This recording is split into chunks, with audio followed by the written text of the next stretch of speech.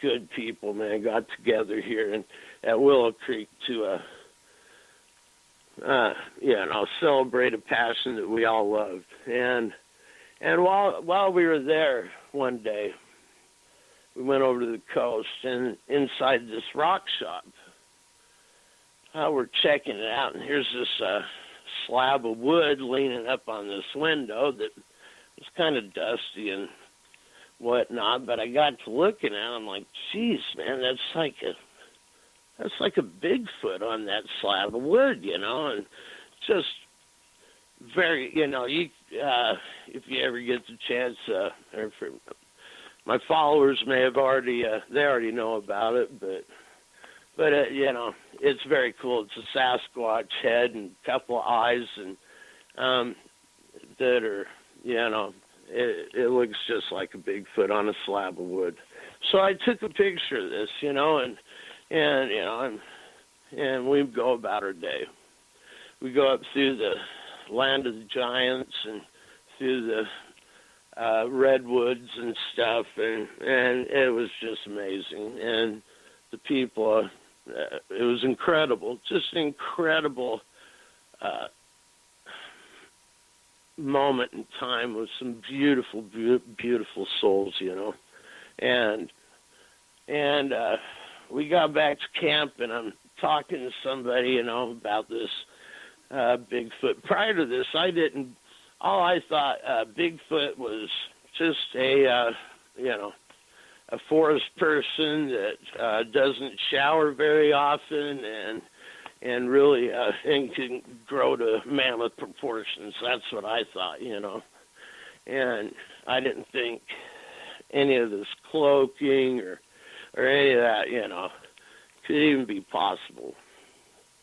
Now, I was talking with some people, and I asked, the person, if what this person is showing me. I'm like, is this true? And she looks at me, and I'm trying not to use too many names, but she said yes, and I felt something, something in my head clicked or something. It was almost a physical feeling, and I thought it was her. And I was like, wow, was that some kind of third eye opening, bumping each other or something, and and I come to find out later, that she didn't notice anything at all, Well, a lot of times people don't. I mean, so we, we go to that camp out. My friends go up with camp with guy Tom Cantrell. He's like one of the grandpappies of Sasquatch, I think, anyway. One of the godfathers of them nowadays. And he's just a good guy. And he took some of my friends up there. Well, I had to come home up with him, and they had experienced just some amazing Bigfoot activity up where they were at. And I came back up here. My wife was going through surgery and stuff, and so I knew I was needed at home. I wasn't able to go. I was really bummed. And the months go by. I go to, not the month. Let me back up again. I go to see the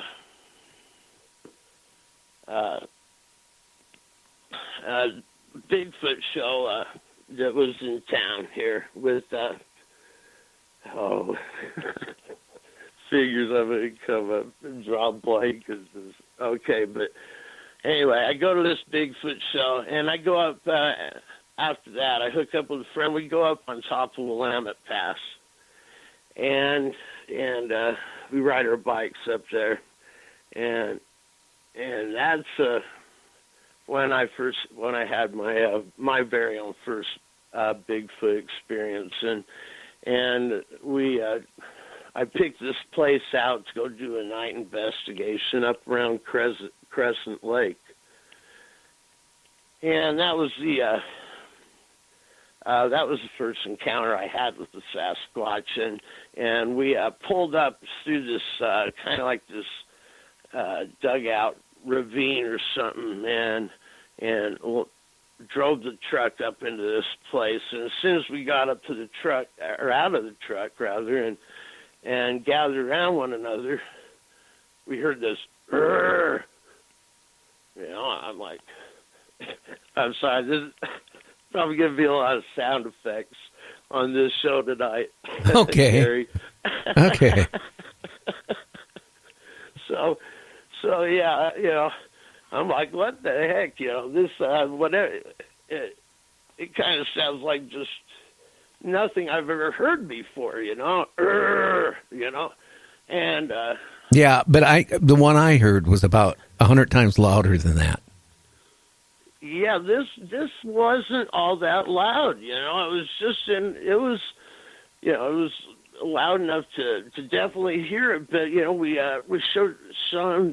shined the flashlight out there, and we couldn't see anything. So we go walking up towards the trees, and this happened like 4 or 5 different times that this thing from different areas it was different ones, but I thought it sounded like the same one. It just, every time it was, it was like it kind of mad at us for being there, and but that's when I first experienced him. Shortly after that, I went back a couple of days later to that area and found some footprints and stuff, that were pretty good size and stuff, and pretty interesting, And now, so, I got to ask you a question, Dale. When you went up there, were you armed or unarmed? Unarmed. You yeah. are I've brave. never. I mean, I have. Since then, I've taken a knife with me, but generally, I don't take any kind of weapon with me. I carry a flare, That might help you. That might help you because I don't. How can I say what I saw? It was about like 8-9 feet tall. Around the 500 plus range. And I guarantee, even if I would have had to shoot it or whatever, the odds are, killing it with, 1 or 2 rounds, I don't think would have happened.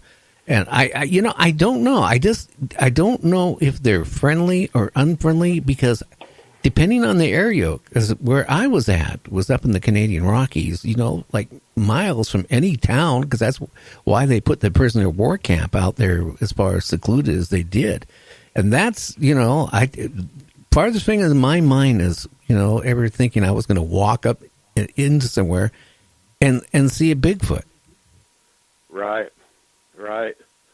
Now, I got a question. Do you got a radio playing in the background? No, Okay, because we're getting a little feedback, and I'm just trying to figure out. Oh, no, I can't hear any feedback on my end, but... Okay. So you take a knife.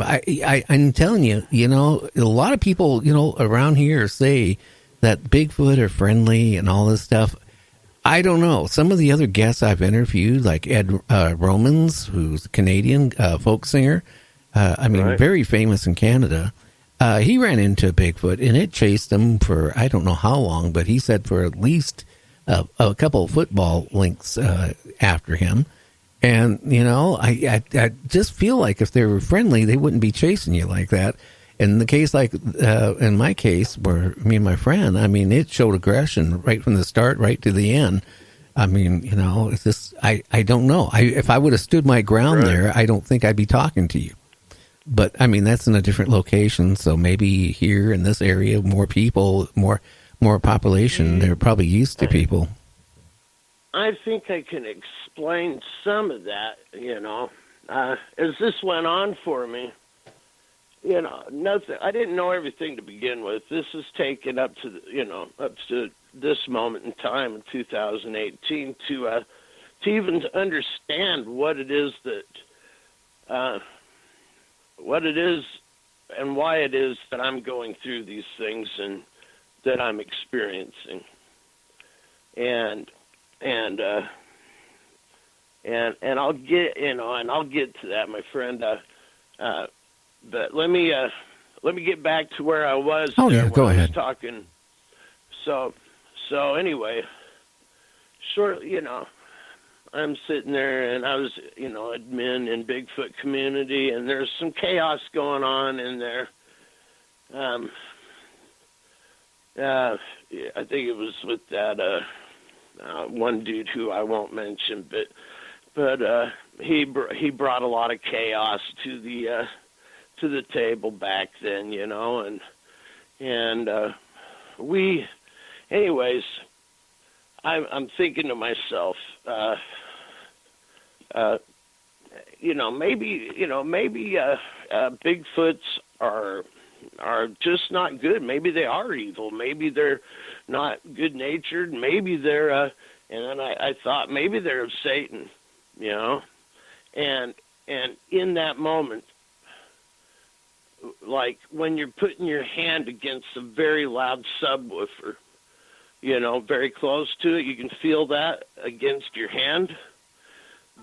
I felt that very thing, boom, bump against my forehead, and it said, no, we are not of Satan.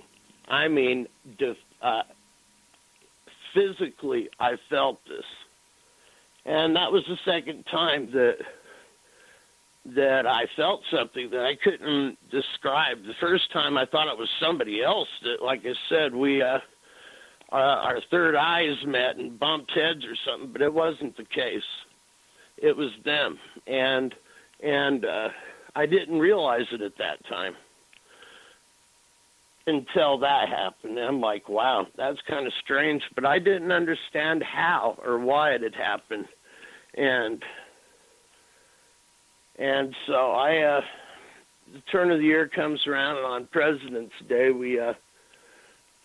my granddaughter wants to go see the jungle, and so my wife and I and my granddaughter, we go out and to the end of the Willamette Forest, and I find this particular area, and I go walking up this road and take some pictures and see some interesting footprints around there and stuff, and it's just some peculiar anomalies and I'm like, interesting, and I walk back and we go home, and I found my place. So that whole week, I'm like, I think I found a good place to do a night investigation, and I'm trying to round up people to go with me. And can't find anybody to go with me, and the Sunday after President's Day comes around, and I ask my second oldest son and his wife now if they'd go with me, and they agreed to go with me. So we go up to this area. The sun had just set, and it was genuinely dark by the time we got up to this area. And just then, as we all got up there, we see this strange light just go across the sky, not very high. I'm like, is that a satellite? And my son, who had just gotten out of the Army, he was like, no, that's not a satellite, and you can see them airliners way up behind him, way up there. I'm like, wow. And it was an unusual looking light. It made no noise. It just kind of went by us and over us, very slow-like, and eventually disappeared beyond the horizon of the trees. And I'm like, wow, that was pretty weird, and we're all agreeing with that, and we start walking towards the tree line, And